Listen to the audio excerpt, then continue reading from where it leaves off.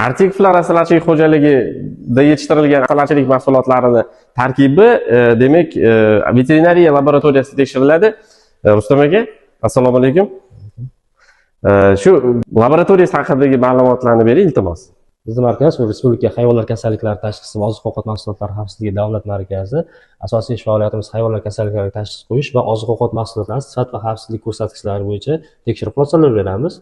Shu o'rinda biz markazimiz O'zbekiston akkreditatsiya markazi va Turkiya akkreditatsiya tashkiloti tomonidan xalqaro akkreditatsiyadan o'tgan bo'lib, ISO 17025 standartlariga talablariga to'liq mos ravishda ishlaydi. Bundan tashqari oziq-ovqat mahsulotlari qatorida shu asal mahsulotlarini ham sifat va xavfsizlik ko'rsatkichlari bo'yicha tahlillarni olib boramiz. Bunda hozirgi kunda o'sha asalni tabiiyligini belgilovchi ko'rsatkich, eng asosiy ko'rsatkich shu asal tarkibida diastaza ko'rsatkichi bo'ladi. Soxta asal yetishtiradiganlar hamma konsistensiya, rangi, hidi, ta'mini ham o'xshatishi mumkin, lekin diastazani sun'iy yasab bo'lmaydi. Uni ishlab chiqishda iloji yo'q, chunki asallari organizmda tabiiy ravishda hosil bo'ladigan ferment hisoblanadi. O'shaning uchun o'sha ko'rsatkich asalni tabiiyligini ko'rsatib beradi. Uni faqat laboratoriyada aniqlash mumkin. O'sha ko'rsatkich bo'yicha ham biz xulosa beramiz. Undan tashqari asalni yana 12 ta 13 ta ko'rsatkichlar bo'yicha tekshirib xulosalar beramiz. Hamma tekshirishlarimiz me'yoriy hujjatlarga asoslangan bo'ladi. Ko'rsatkichlar bo'yicha normalarni ham me'yoriy hujjatlarga asoslangan holda olamiz. Bundan tashqari bizga murojaat qilish istagida bo'lsa odamlar, masalan, fuqaro o'zini asalni olib keladigan bo'lsa, to'g'ridan-to'g'ri markazga o'ziga kelib, asal namuna qabul qilish bo'limimiz bor. Shu yerga yo'llanma yozib, asal namunasini topshirib ketaverishadi. Agar tadbirkorlarimiz bo'lsa, eksport qiladiganlarimiz bo'lsa, ularda tekshirish soni ko'proq bo'ladi, chunki importyor davlat talabiga qarab, uni sifat va xavfsizlik ko'rsatkichlari bo'ladi. Mikrobiologik ko'rsatkichlari, toksik elementlar bormi, pestitsidlar, antibiotik qoldiqlari, shunaqa ko'rsatkichlar ham tekshirish imkoniyatiga egamiz. Bu ko'rsatkichlar bo'yicha ham laboratoriyamiz akkreditatsiyadan o'tgan hisoblanadi. Tadbirkorlarimiz bo'lsa, kelishadi, bu yerda shartnoma qilamiz. Shu shartnoma asosida 1 yil davomida xizmatlar ko'rsatib boramiz va yangi yilda yana yangi shartnoma tuzib boriladi. E'tibor beringlar, hurmatli kanalimiz a'zolari. Demak, agar siz asal xarid qilganingizda shubhalanadigan bo'lsangiz yoki doimiy bir joydan asal sotib olasiz-ku, lekin o'sha joyga ishonchingizni tiklab olish uchun, ya'ni shu laboratoriyaga murojaat qilsangiz bo'ladi. Keyingi jarayonlarni endi suratga olganimizda e'tibor beraylik. Aynan shu ish bilan shug'ullanadigan laboratoriya xodimlari, mutaxassislar va laboratoriyaga kirib bu yog'ini davom ettiramiz. Rahmat. Hurmatli obunachilar, mana endi bevosita asalni tekshirish jarayonini mutaxassis yordamida ko'rib chiqamiz. Yulduzxon, mana hozir qaysi jarayonlardan asalni o'tishini siz obunachilarimizga ko'rsatib bering. Marhamat. Assalomu alaykum.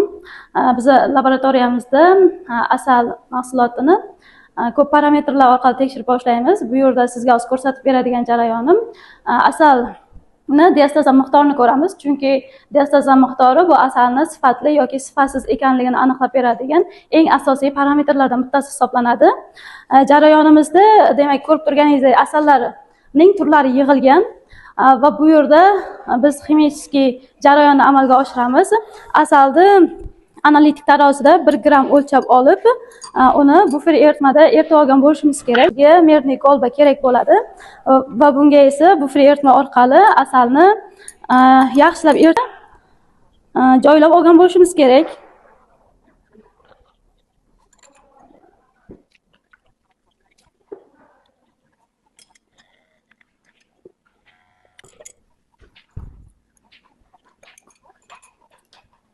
Olamiz.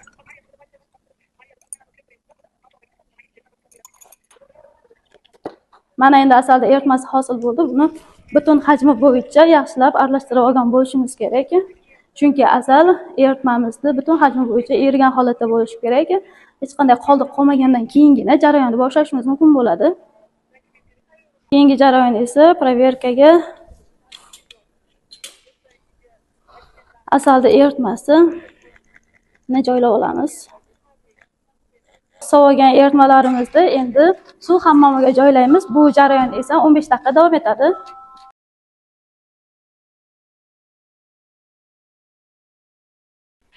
Vaqtga qo'yamiz va bu jarayon esa 15 daqiqadan so'ng keyingi jarayonlarni boshlashimizga asos bo'ladi. Mana endi jarayonimiz 15 daqiqa o'tgandan so'ng keyingi jarayonni boshlasak bo'ladi. Bu yerda biz proverkalarni suv hammomidan olamiz va keyingi jarayonni amalga oshiramiz. Buning uchun bizga Fadibaze degan tabletkamiz kerak bo'ladi. Bu standart tabletka hisoblanadi. Buni eritmamizga solgan holatda butun hajm bo'yicha aralashtirib olishimiz kerak.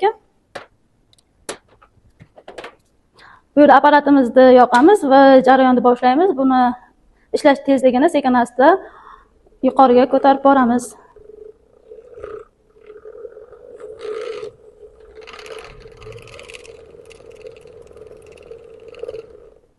Va keyingi jarayonda yana suv hammomiga 30 daqiqa davomida qo'yamiz. Mana endi keyingi jarayonimizda 30 daqiqa o'tdi va keyingi jarayonni yana amalga oshiramiz. Buning uchun proverkalarni suv hammomidan olamiz va bizga tayyor holatdagi natriy gidroksid eritmasidan ma'lum miqdorda solamiz.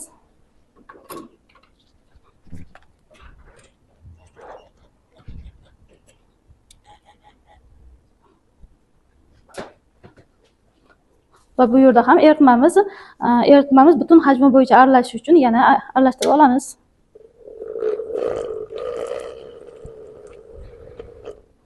Mana butun hajm bo'yicha eritma aralashdi va keyingi jarayon esa filtratsiya jarayoni hisoblanadi. Biz filtratni hosil qilib olgan bo'lishimiz kerak. Buning uchun eritma filtr qog'ozidan o'tkaziladi.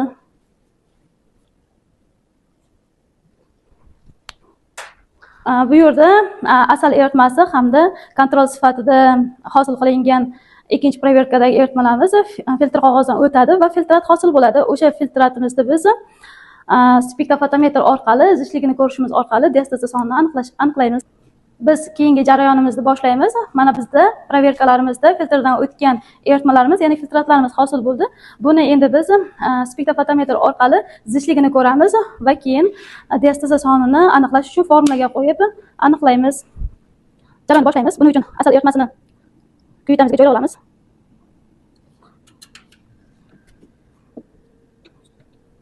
Va kontrol sifatida hosil qilingan eritmamizni ham kuyutaga joylab olamiz.